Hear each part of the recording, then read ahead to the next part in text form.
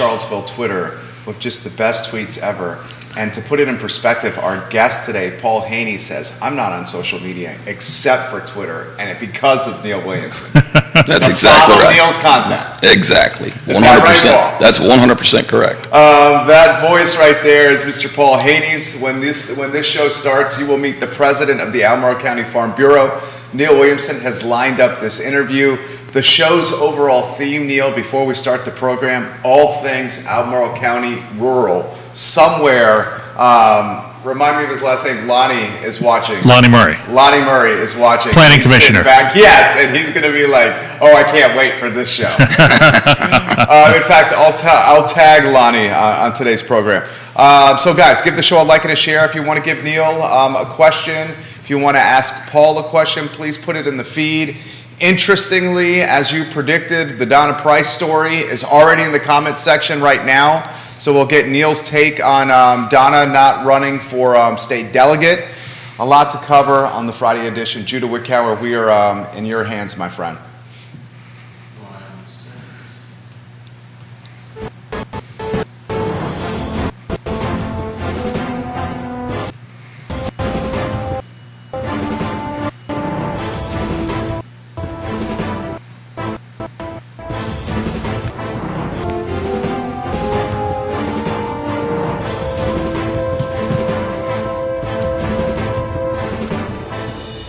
Guys, good Friday morning. I'm Jerry Miller, and welcome to Real Talk with Keith Smith. Thank you kindly for joining us. We are live from downtown Charlottesville in the Macklin building, but we have an audience that's Central Virginia, Commonwealth, country, and worldwide. And today's program, Judah Wickower and our director and I have been super pumped for, because we have Neil Williamson in the house, the king of content, the president of the Free Enterprise Forum. Just an all-around A-plus guy. He has brought Paul Haney with him, the president of Albemarle County Farm Bureau, and today's theme is all things Albemarle County rural areas. Judah, why don't we go to the studio camera and we'll welcome the gentleman to the show. First, we start with our friend, Neil Williamson. Good morning. Good morning. Great to be with you. We put the show together thinking about more than 95% of the land mass in Albemarle County is designated by the comp plan to be rural areas. And we don't really spend enough time talking about the enterprises, the businesses, the families that make the rural area economically viable and make it be what it is here in Albemarle County. So I was blessed to attend the Albemarle County Farm Bureau dinner. I guess that was Tuesday, and Paul Haney is a friend, and we've worked with the Farm Bureau extensively, and I'm excited to share what they have going on and all the ways that they make Albemarle County what it is today. We got Paul in the mix. Let's introduce you to everybody that's watching. Tell us about what you do. Tell us about the significance, the importance, and the influence of the Albemarle County Farm Bureau. Well, I came to Albemarle County Farm Bureau out of the blue. I was approached to join the board, and my first question was, what do I bring to the table that you don't already have?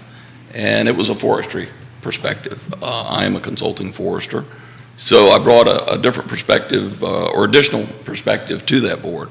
The Farm Bureau board, the Albemarle County Farm Bureau board, is here to observe, to watch, to engage, to try to protect everything agriculture and forestry in Albemarle County. So we try to provide training, we provide education for different practices that are going on in the agricultural community. And with Neil's help, we try to stay in front of some of the changes being proposed to agriculture from the Albemarle County government.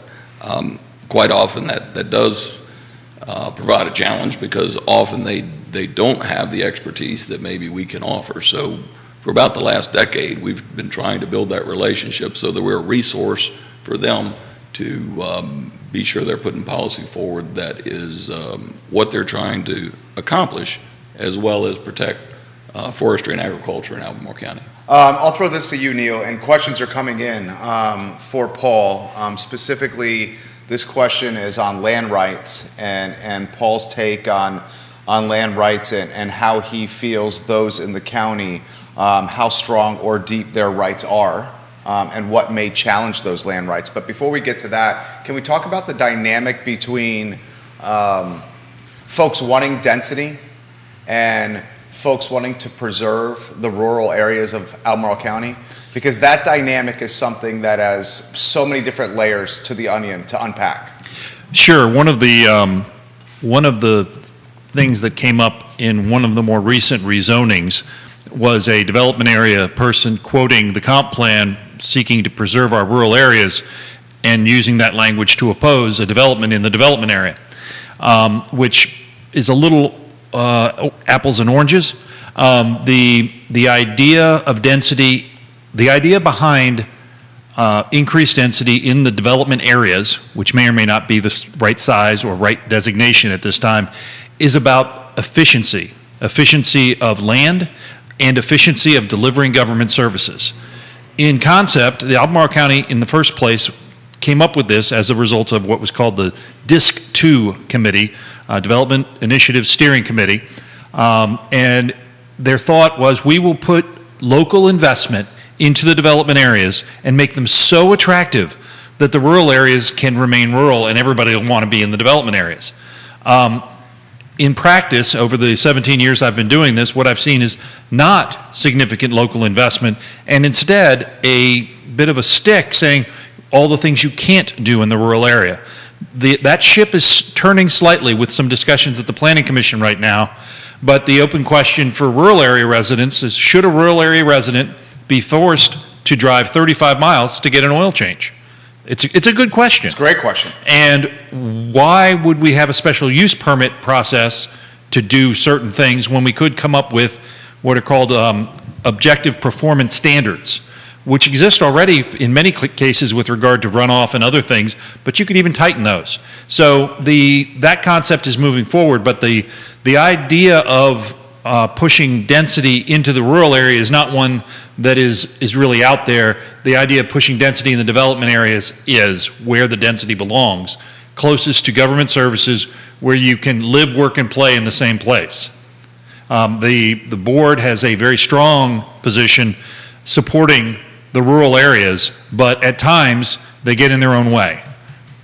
What do you make of that, Paul? I couldn't agree with him more. I'm probably a little bit more extreme.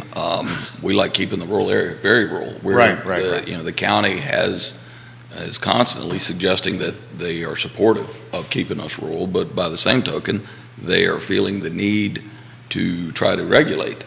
And the question you had led to before, I am absolutely a landowner rights advocate. I figured you were. In my forestry business, as well as representing Farm Bureau, you know, the county and all the people that come to visit Charlottesville and Albemarle area appreciate the beauty we have.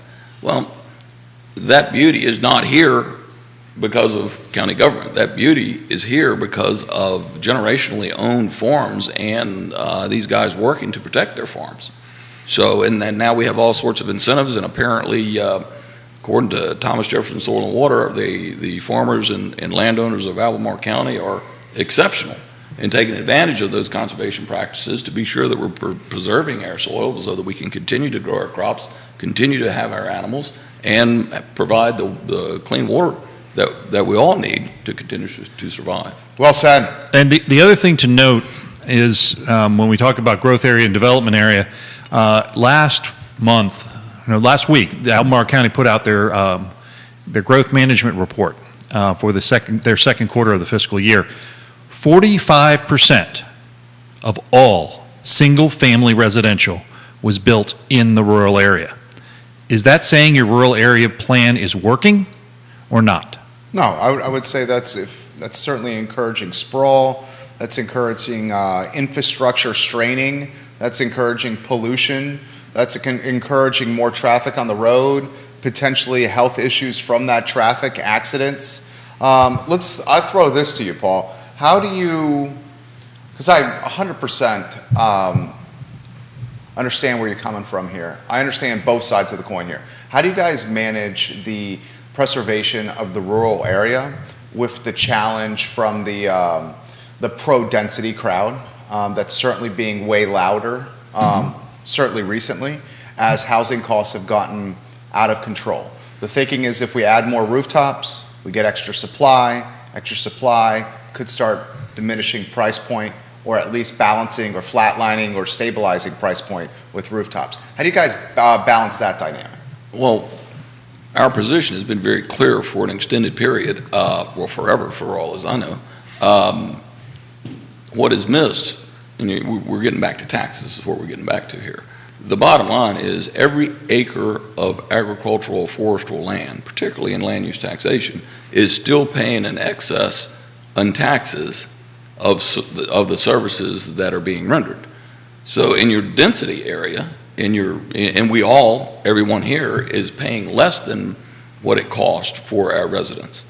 So it kind of supports, those that want to live in the dense area should be saying, let's have more land in land use that's not being developed, because you're actually making money on every acre. That's a very simplistic analysis, but that's kind of where I have to operate. Well, in 2013, I wrote a blog that's seen loads of attention called Cows Don't Go to School. Okay. Most localities have 60% of their budget is education. Most localities, it's almost exactly 60% now tomorrow. And land use taxation recognizes that the demand from that land is significantly less than the demand from a house. The other thing that people don't understand about land use taxation is that house, that farmhouse on the hill with the lawn around it, that house and that lawn pay full boat taxes. It's the land that's in production or in agriculture production or forestry production that qualifies for land use taxation. Yeah, that's great stuff from both of you guys here. We'll get to some comments coming in here. Steve Harvey is going to have some things to say on this. We're fans of Steve Harvey on this program here, friend of the show. Why don't we talk about how the Farm Bureau has felt government has done with preserving land rights in the rural area, maybe over the last, let's try to quantify this by a short period of time, 5 or 10 years. You got Supervisor Malik that's been on the board for a number of terms. This is right up her alley. Diantha McKeel sat in your chair maybe 2 months ago and said there's no reason to expand the 5% developmental area if the 5% is not fully being utilized right now. I'm paraphrasing, but that was pretty much what you said right there in your chair.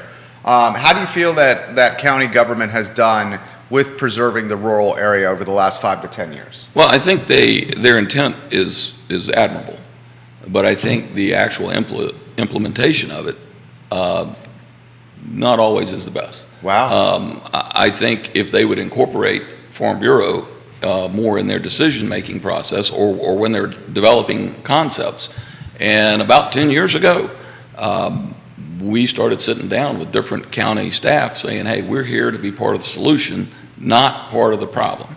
We don't want to be no people. We want to be on the front end to help develop concepts that ultimately the rural forestry and agricultural community are supportive of. We went so far as to develop another organization, Albemarle Rural Advisory Committee, and we developed that specifically to provide a resource for information for the county. And we met with them, we told them we can be completely confidential or we cannot be confidential, whatever they chose. We would be there, we would be a resource. That committee, when we put that together, we had professionals from every aspect of rural land.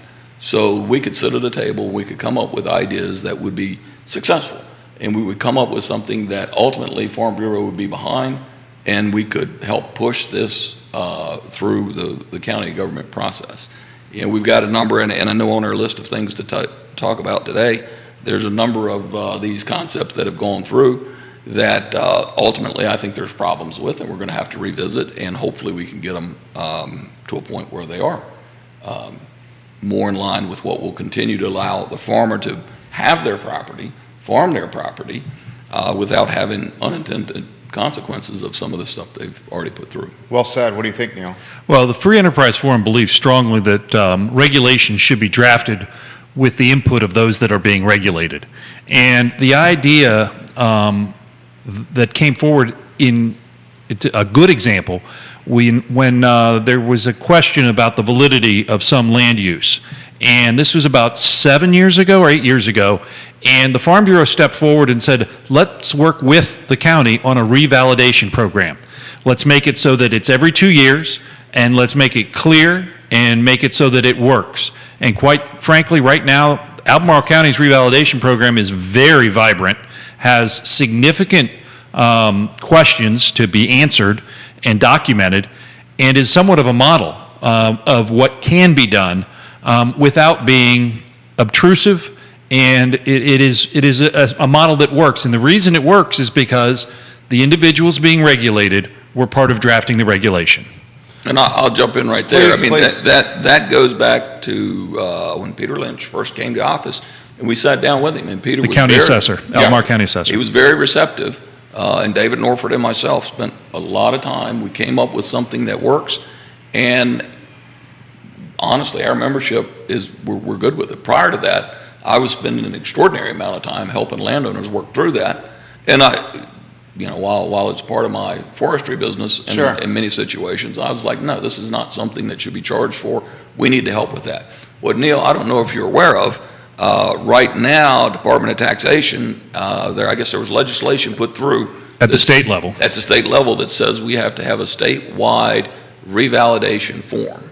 I've been involved in some of those, in the one Zoom that County Farm Bureau presidents were involved in, and the president's meeting I was at Monday, it's been suggested now that they're going to go, rather than a 2-year, which we think works wonderfully here in Albemarle, it's looking like it's going to be a 6-year reval. And I don't know, I haven't talked with Peter Lynch about that to see what his feelings are. I know he was very concerned that it's going to get watered down too far. So when you're trying to do something like that on a statewide, I'm not sure that that's the best, but that's where we'll be. What do you think about that? Well, I actually was at a meeting yesterday talking about statewide regulation on a different topic. And the reality is the markets and the environments in the localities are so very different. So different. When you think about the farms that are on the Eastern Shore and how they run, it's very different than the farms that are here and how they run. And and this is really about tax collection on the local level. I was sitting with Ann Malik at the Farm Bureau dinner, and she was a little befuddled that the state's sticking their nose into this business, because it's really how the locality, and land use is not required. It is a choice by the locality to offer land use. And so for the state to come with what is effectively their collection process, it questions the validity of how it's being done, and that one size fits all. Whenever in doubt, if the state is given the right to do something, the odds are the state won't get it right. Yeah, that's so true. There's so many examples of With the Department of Taxation, I jumped up pretty quick and said, hey, we've got something that works really, really well here in Albemarle. And prior to that, I made sure that they had that information, which I was told that I was well behind the curve, that yes, they had it, they'd seen the model. And so in the early parts of that meeting, I was very much, hey, we've got something that works, guys. Let's take that and consider that for a statewide revalidation form. But then as I listened through this thing, and I listened to some of these other presidents in some of the more extremely rural counties, and now it's an oversimplification, but some of them were saying, well, yeah, we just picked the phone up and say, hey, we're doing the same thing again this year that we did previously. Now that's, again, overly simplified, but that's when the light bulb went on in my head to say, you know what, it doesn't work. There's not a blanket that covers the whole state that makes it work. Questions are coming in here, and John Blair's watching the program. He's watching on LinkedIn. We love you, John. We hope your Friday's treating you well. Multiple folks, and Neil Williamson predicted this prior to the program, are asking about the Donna Price news that was posted on social media that is now circulating. So Donna Price, if you head to her Facebook page, it was a post done about 13 hours ago. It starts with standing the watch, a deliberative process. And at the end of the post, she makes the announcement that she is not going to run for state delegate. She is currently the chairperson of the Albemarle County Board of Supervisors in the Scottsville District. By all accounts, has been a fantastic supervisor. and both gentlemen here on the panel are nodding their head yes. Absolutely. So I'll go open-ended to start. I got to get your take on this. We'll start with the king of content first, Neil Williamson. Donna Price, no state delegate, and from what we can tell from a post from a few weeks ago, she's also not going to run for re-election for Board of Supervisors. Agreed. That's what I'm reading between the lines, and I think she's actually said that previously. The Donna Price has done, those that don't know her background, she has dedicated her life to public service. And her post, The Watch, speaks to some of the things that doing that she's had to give up. And when it's time to hang up the spurs, I offered 4 words to her early this morning when I saw this, and that was fair winds and following seas. I can only thank people who go into public office. It is a lot of work, and it is often thankless, and you get to upset people. There's no great power piece to it, especially on the Board of Supervisors. Why I love local government is you run into your supervisors in the grocery store. You run into them when you're out walking around the mall. Those contacts are important. And Donna Price has been there. She's not only been there being present, she's present when she's there. Right. And she listens. She doesn't agree with me all the time. She could get better at that, but who does? And wouldn't the world be a horrible place if everyone agreed? But we are able to disagree without being disagreeable and see the other side. And that's missing in government. And if and when Donna leaves local government, I will miss that of Donna's persona and her time on the board. Very well said, Neil. What do you think? I feel like I am so far behind the curve, it's not even funny. I was, until I got here today, was not aware that... Yeah, he found out right before the show started. Yeah, I was not aware that she had suggested she wasn't going to continue to operate on the Board of Supervisors. I had been in contact with her when she first was giving consideration to the state position. And I told her that, yes, I'm very supportive as long as you don't leave the Board of Supervisors. She has been... I call and talk with Donna almost weekly. I've been gone for a couple weeks now, but we've had a lot of conversations. When I've had concerns, she is quick to respond. She has been ready to put the boots on, go to the field, see exactly what our perspectives and concerns are. I think it's a huge loss for the Board of Supervisors if she does not continue to serve there. Does the Bureau have the same access or a level of approachability with the other supervisors as you do with Supervisor Price? Yeah, I mean, they all have a county cell phone, and it's either that or email that you can operate through. We've found Donna more interested or maybe there was a greater learning curve there for her, I don't know, but she's been willing to come out, see what our concerns or what our interests were, and understand how that coordinates with her role in county government. And as Neil pointed out, do we always agree? Absolutely not. But it's always a professional, it's always respectful, and the chips fall where they may, long as everybody's given due consideration. And I understand they have parameters to work by that I don't. So sometimes you don't get an agreement, but she seems to always understand where we're coming from and why. And she's willing to give that consideration. Travis Hackworth, we'll get to your comment. He's watching in Danville, Virginia, and he's got a very good comment here for the show. Before we do, we'll get to Jennifer, who's watching on one of our 15 Facebook pages. Question directly for Paul. How would you characterize what you guys do? Would you characterize yourselves as lobbyists? Landowner advocate. Landowner advocate, yes. That I wear that badge proudly. When we see things, a prime example, 6 months ago, we saw through media that Albemarle County was going to Richmond to have some language changed in something that was, I guess that was the farm for the venue farm buildings, that they were going to require, we didn't know, but they were going to change something about farm buildings. Well, I got my dandruff up pretty quick, and down to the county office building I go, and I spoke with staff. I'm like, listen, why are we not involved in this decision, I was assured that I would get a response within a day, and I did. Turns out, Albemarle County Farm Bureau is supportive of that. They were saying that these venue buildings where you're going to have hundreds of people in need to pass code, need to be inspected. Farm Bureau agrees. If it's going to be something that's a venue, then I told the county, I mean, had you involved us, we could have been an advocate as well. We could have been supportive of that. Interestingly, that question's come up on the feed here, and the question about sprawl has come up. Generational lands not being sold to continue sprawl is coming up on the feed here. Let's get Neil into the mix here. Anything you want to cover, Neil Williamson? Sure. It's important to recognize the Farm Bureau and the county, as many groups, have lobbyists that work in Richmond on these topics. And the topic that Paul raised was in discussion with the Albemarle County Board of Supervisors as they were preparing their legislative agenda to take to Richmond.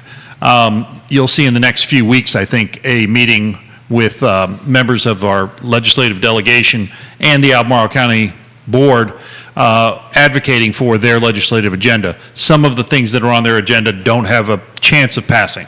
That is just the nature of the beast, and it will almost always be that way. But the Farm Bureau, like other groups, has boots on the ground in Richmond working about land advocacy, landowner advocacy, and property rights. Property rights matter. And the property rights of the individual, whether you like them or not, matter. Because if you take away property rights from somebody you don't like, they're coming for yours next. Well said, well said. How about this from Kevin in Waynesboro? What's Albemarle County's plan to maintain generational lands and to keep them from being sold into sprawl and to keep them from getting developed? I'll offer some perspective on that. I mean, we got a pretty clear-cut outline of where land can be developed and what land can be used. I mean, that's being discussed now. The comprehensive plan is not going to allow a lot of this generational land to continue into sprawl without certain things happening. Do you want to touch on this? Sure. Yeah. For folks that talk about continuing into sprawl, my office is on Hillsdale Drive, and I drive the Parkway to get here. And a farm is going to be converted that is adjacent to the John Warner Parkway and Rio Road. I don't consider that sprawl. Right. It was a farm. Great. But it's in the development area. There is another piece of land in South Albemarle that was in the growth area and is now designated to be a state park that's being leased back. That land is out of the development area. You're talking Biscuit Run? Biscuit Run. Yeah. That land is out of the development area, will not be developed, and hasn't been replaced. So the best way to reduce sprawl is to expand the development area. I've proposed 4 specific characteristics for the development area. One is an urban center, then a suburban center. So a suburban circle, imagine concentric circles. And where you put the lines, I don't care, but it's going to be bigger. And in the suburban circle, you have to have, you've got a lot of your forest lakes, your gated communities, all that stuff. And then outside of that, you have a transitional area. Right now, what's happening is the county has, through their non-approvals, created their own transitional area by shrinking the development area, i.e. Breezy Hill, which is 1 unit per acre. That is a waste of development area land, and it could have been much larger. This transitional area would grow, would be larger than the current development area, and you wouldn't be demanding that those units be attached to water and sewer. You would allow them to be 1 and 2 acre lots on septic and on a well, provided they meet the health code.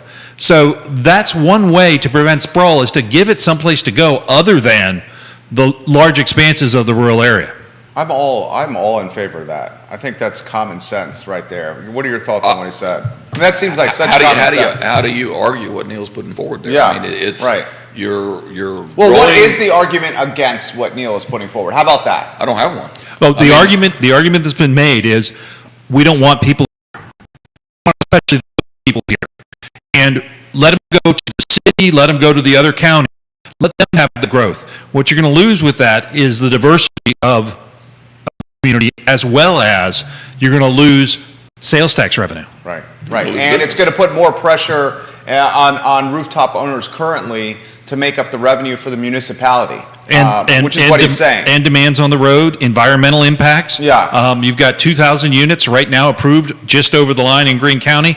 Those will be more cars on 29 headed to jobs that are here, and then you're going to see the jobs move. Right. Because you're not necessarily against new rooftops and creating incremental tax revenue that would alleviate the burden on current Albemarle County residents. You're just from, let's do this the right way, that does not encroach on property owners' rights, their land rights, and put the density where it's supposed to go. That's pretty much what you're saying here. 100%. Yeah. I mean, we've jokingly said, we who are in the rural environment, we who are doing the farming and the forest land, if we got to pay a little bit more tax to keep everybody else in the urban area, that suits us great. Yeah. Because then we don't have somebody complaining, we just put fertilizer I down like and you it guys. smells. Yeah. Or we're going to do something different on our farm that you may not like the way it looks because you built your house right up. Right, and my kids would tell you, when they were growing up, we would drive past Carol Morris's property on Route 33, and if he had just spread chicken litter on that field, I would roll the windows down and say, the smell of the country. This is a good question for Paul that's come in from one of the viewers.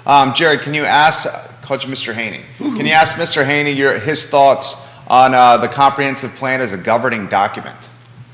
That's way above my pay grade, honestly. Do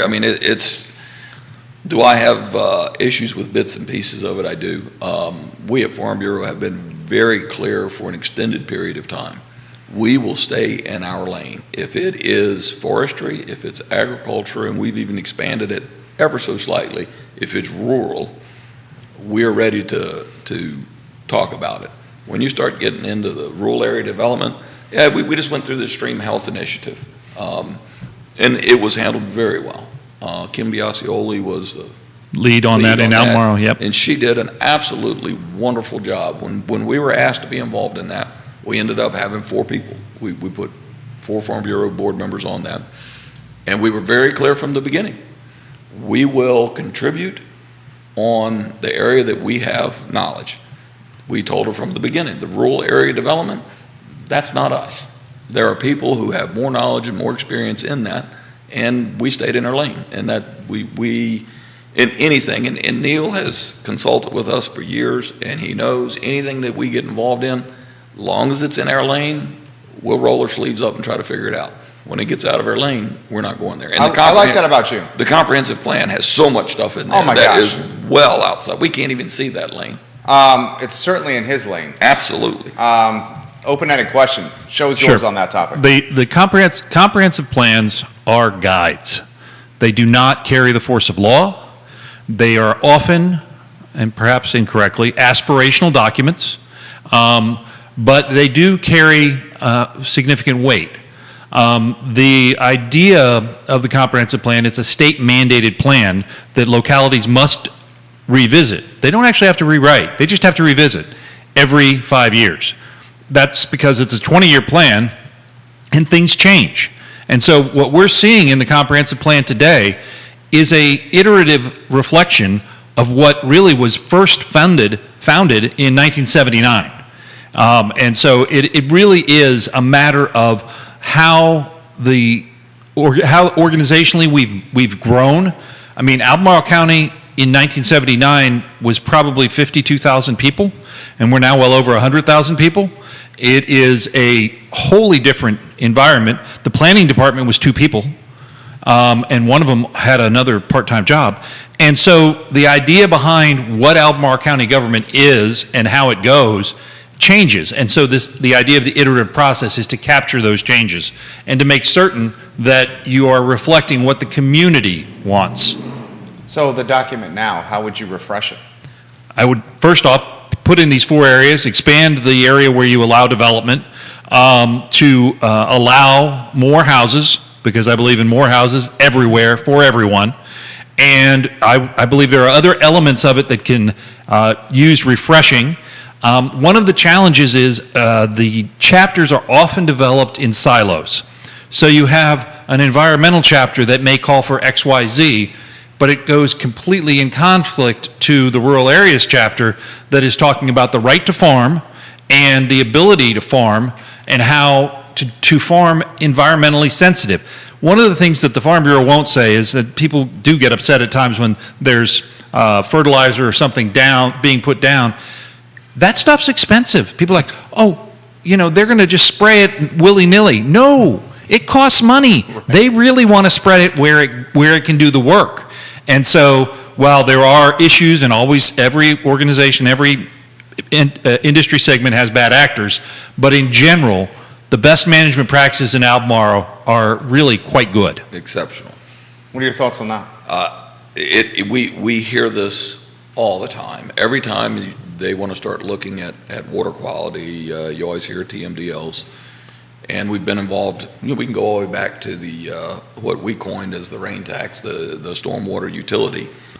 Steve Harvey's really going to jump in when you start talking rain tax. Right? Oh, Steve, I know Steve well, and he I know knows you do. where we've been involved. But even at that point, there was the proclamation that TMDLs was the Holy Grail. And the problem we had then and still have now is that's done all on computer models.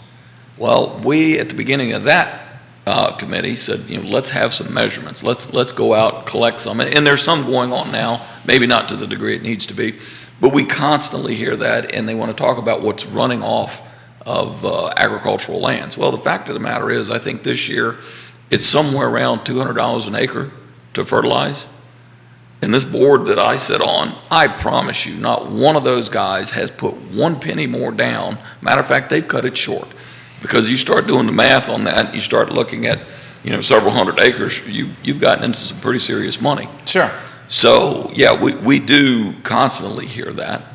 There are no greater water quality advocates than are the farmers, because we have to have that soil in order to be productive, to be successful.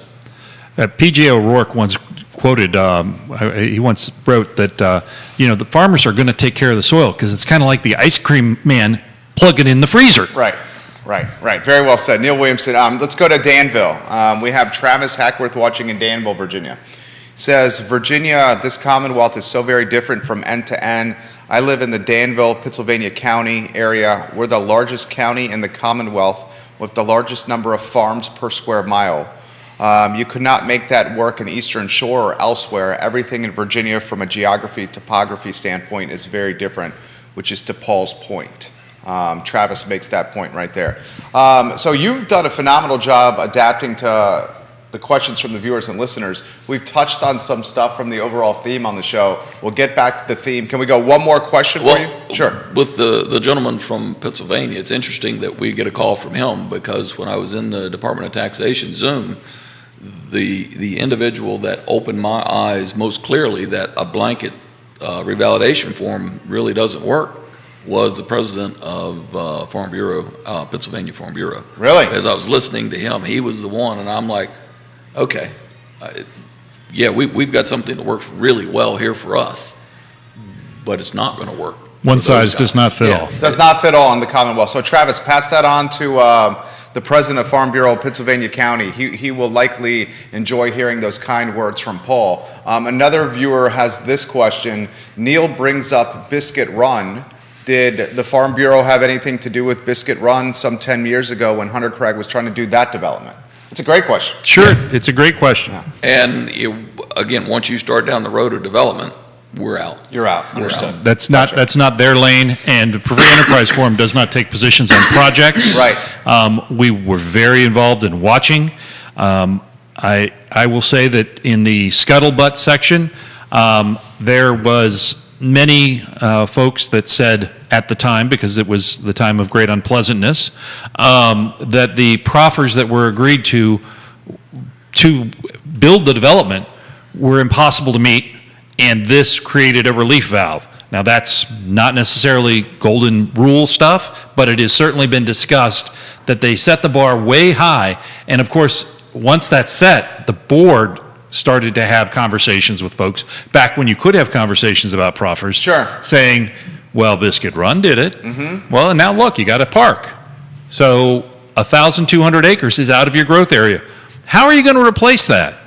Haven't heard. Crickets. Right, crickets. When Neil Williamson comes on the show, the comments come in fast and furious. You got a comment about the Greene County Board of Supervisors getting hit with the civil lawsuit over the glamping special use permit. So we may need to get a take from Neil on that. We got a question on proffers for the panel here, on how the county has utilized proffers the right and wrong ways for the panel. Do you want to touch on that at all? Do we? When we go to the feed, the stuff gets pretty high level. I guess, again, I'm a little more old school. Why don't we just do what needs to be done? Why are we buying one another off or adding excess costs? If you're trying to do something right, do it. So the buy somebody off reference is the developer putting the money into the slush fund to get away from doing certain things. Yeah, is that the illusion? You're complicating what the focus is. Yeah. Do you want to? I will recommend folks go on the freeenterpriseforum.org website, go to reports, and there's a whole a white paper on rezonings and proffers and how they don't work. There are 3 case studies to tell you how much it's added to the cost of housing. The idea behind it, proffers and folks that are proponents of high proffers, is, well, we're sticking it to the developer. The reality is, it's the landowner that loses in the end. Right. Because the land is only worth as much as you can get for it for what options you get done. Oftentimes, the land isn't actually purchased by the developer when they go forward with the rezoning. Right. It's the developer has an option on it. If they get the density they want, they may buy it, and if they don't, they won't. And it's the landowner, the longtime landowner, that gets hurt. Do you want to offer perspective on the Greene County Board of Supervisors? Sure. And the glamping special use permit? The glamp. Set the stage Sure, first. sure. Yeah. Greene County, let's go back 8 weeks, 10 weeks. Greene County received a proposal for glamping, which was over off of Mutton Hollow Road. I love the name of that road, Mutton Hollow Road.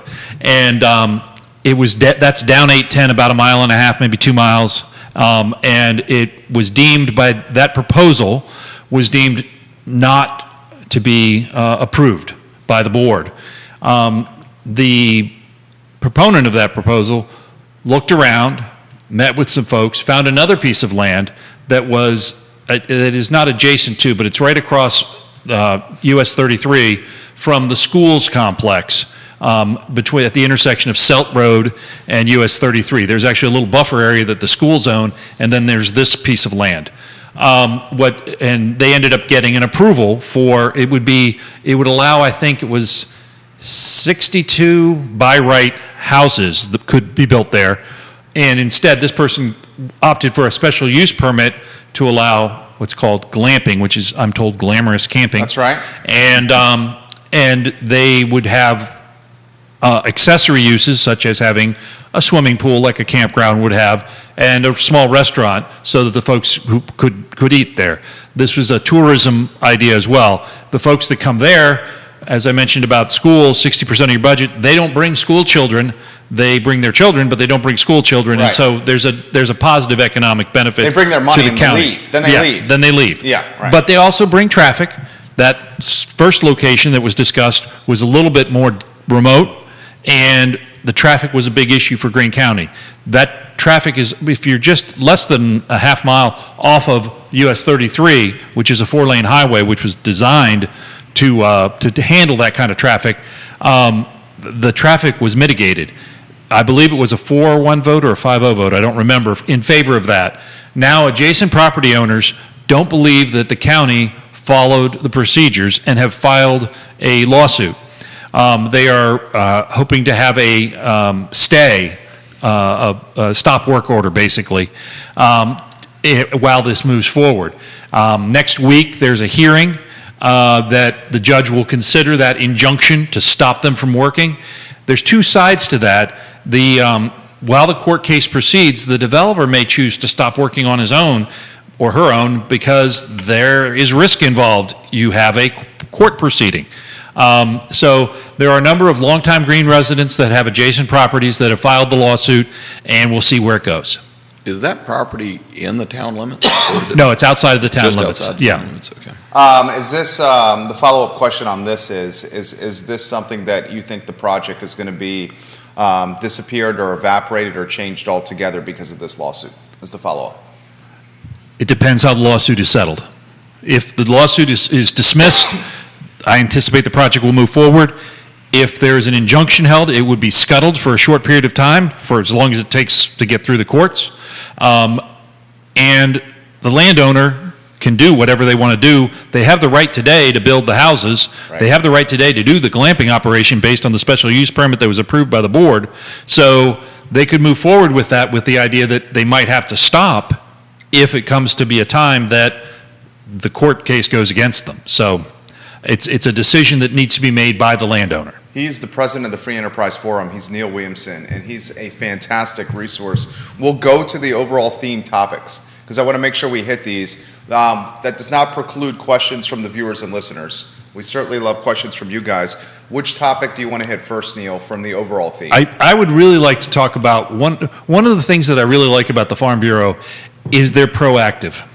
And in doing that proactive work, as we've coming out of COVID, they've got a great new program about open fires in the rural area, and I'd love for Paul to give us a little bit of information on that.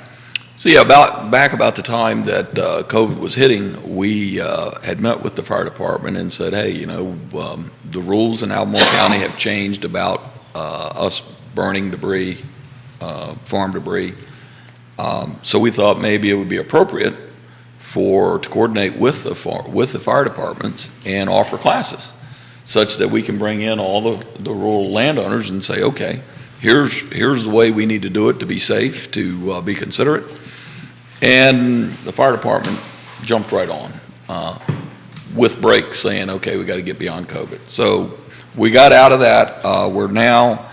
We've gotten back, we've coordinated it. We have set up 3 initially. We met with the fire department, complete support. We set 3, August 22nd at the Crozet Fire Department. All of them will be 6 to 8 o'clock. On September 26th, we'll have one at Stony Point Fire Department. November 7th, we'll have one at North Garden Fire Department. And as a result of that, of us announcing those, East Rivanna Fire Department called me up and says, hey, we want to do one here too. So on January 9th in 2023, we'll do another one there. We're doing everything we can. We're marketing to our full membership. I think Neil's helping us out. I've asked the fire department to reach out to everyone they can. And it's an opportunity for us to get together, be sure that everybody is clear on how to conduct debris burning on our rural lands and be safe. So it's a good opportunity for everybody, and we'll provide refreshments, and hopefully we'll have great turnouts at all these things. I love it. That's the kind of thing I tell you, and there's another undercurrent that is done actually by the Farm Bureau Women's Council. My kids are blessed to have farms right next to us, near us, and we actually were at the livestock show up in Greene last weekend, and looking at the sheeps and the hens and the rest, and it was good stuff. And the Albemarle County Fair was last weekend as well. But the way that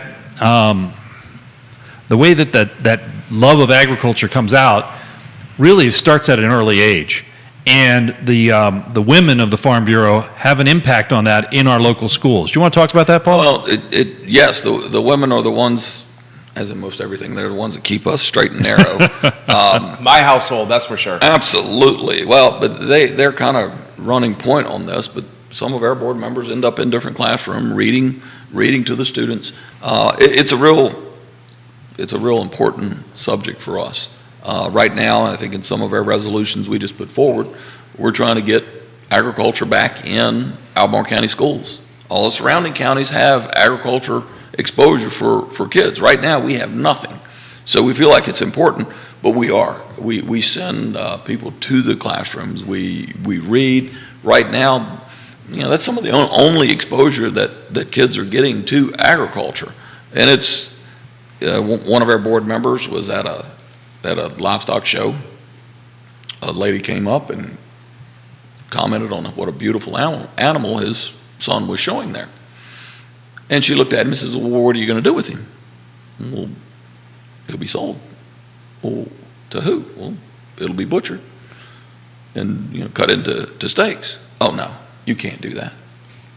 There was a complete disconnect that when you go to the grocery store and you buy a steak, that it actually came from an animal. Well, it's not just even from kids. I mean, listen to this. Well, this was an adult. Yeah. Well, listen, this is another adult here. Sally Shirley just puts in the feed. I did not know anything about the Farm Bureau. Thank you for this show and putting a spotlight on what these guys do. Question for Paul: do you guys back candidates as a bureau? And if so, how do you get to know them before backing them? No, we don't. As Neil pointed out, we have, I guess the political arm is at the state level. Here in Albemarle County, what we did in the last countywide elections, we did hold candidate forums, which we gave both parties the opportunity to be there. Almost a debate is what you guys did. Absolutely. That's what we did. Right. Both candidates were there. They fielded questions. Honestly, I was very impressed with the way most of those went. You don't always get what you think you're going to get, but it was very eye-opening for us, and I think we will continue to do that because getting people out to vote challenging has been an extraordinary challenge. Yeah. So we just felt like if we can contribute to that, if we can give people, we did it on different people's farms, or I think we did one at the firehouse in Crozet. We did one down here on Route 20. A little different setting. Some of them got a little cold, some of them may have been a little wet, but it was a real opportunity with no bias on their part, because we will not do that. We're providing the opportunity for education for people to understand the candidates, and it's our intention to continue to offer that opportunity. Has it frustrated you, and I know it's frustrated the king of content, Neil Williamson, that so many of these elections are unchallenged elections? It's one person running. I mean, take what just happened. We had Supervisor Andrews, Supervisor Galloway, and Supervisor McKeel all run unopposed. Yes. I mean, how do you feel? You have a take on that? I do, and I thank all of them for running, because yes, would it be great if we had other people to offer perspectives and challenge that? 100%. It's frustrating. Neil and I have had this conversation many times. But I can't throw the stone. I live in a glass house. Because if you came to me and said, hey, we want you to do that, you'd say no. There's no chance. Yeah, it's a thankless job. One, I don't know where they come up with the time. I mean, it is a tremendous sacrifice of time. And regardless of whether you agree or disagree with them politically or the decisions they make, you got to respect the time that they're willing to put in. Well said. Half the community dislikes you. The other half doesn't even care about you. You're working your tail off, and you're doing it for $17,000 a year. Right. I mean, people aren't doing this to get rich or to win popularity contests. They're doing it because they care about Albemarle County. Right. No one has ever run for any elected race in any county with the idea of, I'm going to run to destroy this community. Right. That's not what drives candidates. That being said, there are lots of different ways to improve the community that may have unintended consequences that they haven't thought through. And we as a nonpartisan also hold candidate interviews and provide opportunities for candidates to, we put interviews on the blog and other things to focus their energies on the questions that we consider important questions. Sure. But we do not take positions on candidates. I would be remiss if I didn't say that Paul won't toot his own horn and suggest the Farm Bureau, all of their board members, including the president, are volunteer positions. Right. Paul has been, just in this week, probably put in 3,000 miles of travel between the president's meeting, the Farm Bureau dinner, as well as other commitments. That it's not a thankless job, but it is a big job. It doesn't pay well. It doesn't pay well, yeah. Volunteered opportunities never do. It pays no money. But I do think that he's a great representative of what can be done from a volunteer standpoint. We have great volunteers here in Albemarle County. Some of them serve on boards and commissions. Some of the things that they rule on could use some professional advice and input. And too often they're put in a place where they are being given the opportunity as an advisory board to weigh in on something absent that advice. I know Paul was in a meeting just this week where Last night he until he got in to talk about the professional forestry part of it, the board was going in a different direction because they weren't, you would say, well, you're steering them nowhere. You're providing information that's factual and based upon professional opinion. And I'm a big believer in data, and I'm also one that will regularly say when I'm wrong. And if I can get the best data, you can't have all the information when you make a decision, but you can get the best data available at the time to make the best decision. Well said. What do you think? Last night was, I guess, very clarifying and eye-opening for me. When I got in and was able to, I was late getting home, and I got into the Zoom, and I'm listening to what's going on, and they're getting ready to deny all of the information that I had provided as it is required. And when I submitted this information, I had spoke with other county staff. I was like, this makes no sense. I have no problem producing the documents, but you don't have anybody on staff that has the expertise to review the document. But this is the procedure. So when I got into the Zoom, I'm listening, this thing's going down in flames. And they saw that I got in, and they're tasked with analyzing something that they don't know anything about. And that's a very frustrating situation, but they were going to, they were going to want more information. You want me to go back out and do more work. And I got in, I'm like, this is your document. This is what your document requires. This information has been provided, and with me getting on there and going ahead and providing additional information, they moved forward. But then I stop and I think about that in all the areas that we're trying to say, just give us a call. We'll come in, we'll sit down, we'll explain these things that you may not understand. And it's not their fault. I mean, if you're going to ask me how to fly an airplane, you're getting some bad information. Sure. I can't help you with that. How often does that happen? More than you know. I'm afraid way more than I would like to think. Wow. And well, yeah, there's a lot of things, and I'm sure we'll hit on more of them today. Where decisions. Well, I mean, there's a lot of stuff coming in here, and I know we have items on the that we want to cover on the docket here. How about this one? What's the county's plan for water in the western part of the county with the continued plan and development and additional builds? My discussion with Gary O'Connell, who is the executive director of the Albemarle County Water Authority, Service Authority, is that supply is not an issue at all in the development areas. And right now what Albemarle County and Rivanna, which is Rivanna Water and Sewer Authority, is the producer of the water and sewer treatment. They have two customers, the Albemarle County Service Authority and the City of Charlottesville. So the Service Authority and RWSA are working on redundancy and capacity to deal with water treatment and in case one line goes down. So there's probably $20 million at least of infrastructure that's planned to increase the versatility, reduce the vulnerability of our water supply. But because of the actions taken regarding Ragged Mountain expansion and the pipeline that is not yet completed between South Fork and Ragged Mountain, I always wanted to tell folks, why do you need a pipeline? Well, the South Fork Ravanna the Ragged Mountain is a fantastic bathtub. It's a horrible catchment area. South Fork is a great catchment area and a lousy bathtub. Having that pipeline that will actually go both ways will allow us to utilize that catchment area that the South Fork Ravanna has and put it into the better bathtub. Well said. How about this one? This is a challenging question for you, Paul. Get ready for this one. This is from one of the viewers. Is the advocacy for land rights a tie to political party or ideology? Do you find more Republicans are pro-land rights than Democrats? And does that make things challenging with Albemarle County being such a Democratic haven? It's not challenging. That's not a challenging question at all. Land right advocacy is advocating for the person that owns the land.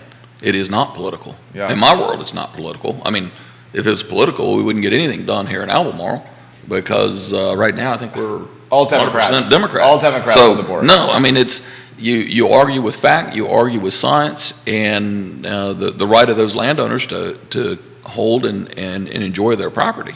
So Yeah. it's simplistic for me. There's no D or R on property rights. Well said. And the reality is, we go back to Thomas Jefferson, if you really want to talk about diminishing property rights, because Jefferson, I know it's not politically correct to mention him, but he took John Locke's work, which was life, liberty, and property, and chose pursuit of happiness over property when he wrote the Declaration of Independence.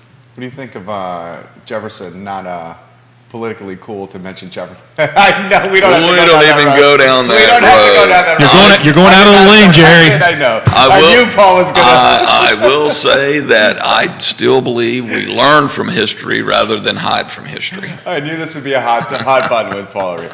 Let's highlight the Rob Harrison Award. Rob Harrison, one of our board members, we are honored again that Rob was just recently awarded the prestigious 21 Grand Basin Award for the James River Watershed.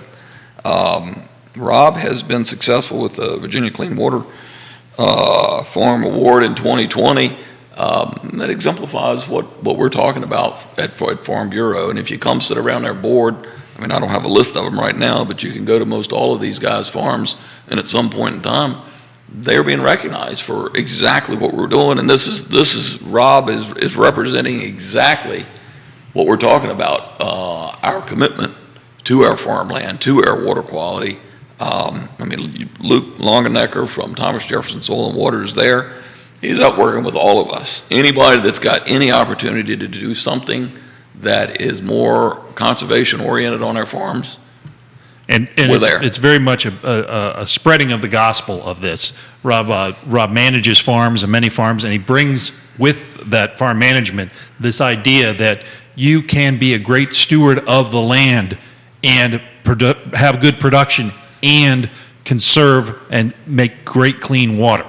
and I think the other thing that's often missed is the amount of money we invest to do that. It's not cheap. It requires a tremendous amount of money in order to accomplish these things. But in the long run, that's in our best interest. Absolutely. So- Absolutely. You'll appreciate this. We got this coming in from Blenheim, the Blenheim area, and the Stony Point area. Thank you for having these guys on the show. Please ask the guests how we can get more information on volunteering with the Farm Bureau. You can hit our website. You can go by the office, right where our office is, right in behind, kind of where the putt-putt is, or the used to be the Verizon store. I think it's what's CVS now. Yeah. So right there on Putt Putt Lane. Yeah, just go to our website. A membership does not require insurance. It's $40 a year, and if you look at it, all the member benefits, you will Now you make your money back. make money. Yeah, you make your like money. Ford alone. I think it's $500 off if you buy a Ford truck. I've been a member for 10 years. I pay my $40 every year, and I'm money way ahead. And that's about the only benefit that I really use as far as cashing in on it. But it's a great organization. You know, our commitment is clear, and we need all the members we have. Over the last 10 years, the county's starting to recognize that we are representing near 2,000 people in this county. Wow. So I think they're starting to recognize. The other thing, and I pulled this information some years ago. The Weldon Cooper had done a report in 2017, I think it was. And that's when we were really trying to get the county to understand what it is that we bring to the table. And in that report, I don't have it in front of me, but I think it was something like $650 million annually is what the forestry and agriculture community contributes. And the thing to know is when you drive, Impressive. you drive out Blenheim and Yeah. that area, Yeah. you drive out really anywhere in Albemarle County, people talk about the vistas and how gorgeous this land is. And as Paul said, that's not because it's parkland. It's not being managed by the county. Those are viable lands. And there is this thing called harvest. And I love it when I get stuck behind a tractor on one of the smaller roads. I'm like, you're doing your job. Yeah. That's a great thing. And it's keeping the land in production. And there's a misnomer about agriculture as a hobby farm. Well, I don't care if you're growing hay or if you're growing chickens or whatever. It's critically important that we continue to have that connection with the land. Otherwise, if you start importing everything, you really have a big issue. I love going to farmers markets. I'm in the Greene County Farmers Market just about every weekend, trying to get local produce. The closer you get to the earth, the better you are. Along these exact lines, and it's something that I've dealt with for over 30 years now, everybody sees where timber has been harvested. Yeah. As a forester, I can agree 100%. Timber harvesting is ugly. We will never make it anything but ugly. Ugly doesn't mean bad. So you can still go out and harvest timber, and it is truly the only naturally renewable resource this country has. Now, you can argue coal and gas, but that's a little bit longer timeline than trees. And if you're managing your forest land appropriately, yeah, does it change? None of us like change. But it's also a necessary tool in order to continue to have a vibrant forest in the state of Virginia. Dave, this is a great comment to close. Dave is watching in Oilville, which I believe is just outside Richmond, between us and Goochland, right? He said, our farm has been in our family for 4 generations. We're constantly fearful of sprawl from Richmond and Charlottesville coming our way. Thank you for this show. We've watched it from start to finish at the breakfast table, and we will do our part for advocating for land rights in Oilville. It's fantastic. Thank you. That's great. Thank you. That's great. That's fantastic. We love to hear this. Any closing thoughts, gentlemen? I encourage folks to visit freeenterpriseforum.org to keep up with the Free Enterprise Forum, and if they chose to donate, the donate button is right there on the top. I love it. Free Enterprise Forum, guys. We utilize that resource daily to prepare for our talk shows. You should also follow Neil Williamson on Twitter, where he infuses some humor with his content, which we really enjoy. Some closing thoughts for you, Paul. Thanks for having us here. Thanks for allowing us a platform to get some more information out about forestry and the agriculture in Albemarle County. We welcome anybody that wants to have further discussions or join Albemarle County Farm Bureau. You can track us down through the ways we've already talked about. And Neil will probably send you in our direction too if you can't find us otherwise. They're also on Facebook. Yeah, on Facebook. And Neil set this together, put this together. So props to Neil Williamson for putting this interview together. Those that are asking, the entire interview will be archived on iloveseville.com and realtalkwithkeithsmith.com. Those who are also asking, Keith and Yona are in California. I believe they return next week. We'll check our calendar to be back on the I Love Seville network. But Paul crushed it. Keith will not be here on Monday. I know that. So Wednesday, I think he's coming back. Paul, you killed it. Thank you. You were fantastic. Seriously, you were fantastic. Glad to be here. Absolutely fantastic. The president of Albemarle County Farm Bureau, Paul Haney, and the president of the Free Enterprise Forum, Neil Williamson. My name is Jerry Miller for Judah Wickower. This is Real Talk, presented by Keller Williams Alliance. So long, everybody. Take care. Paul, excellent work. Seriously. We got a lot of topics in there. It's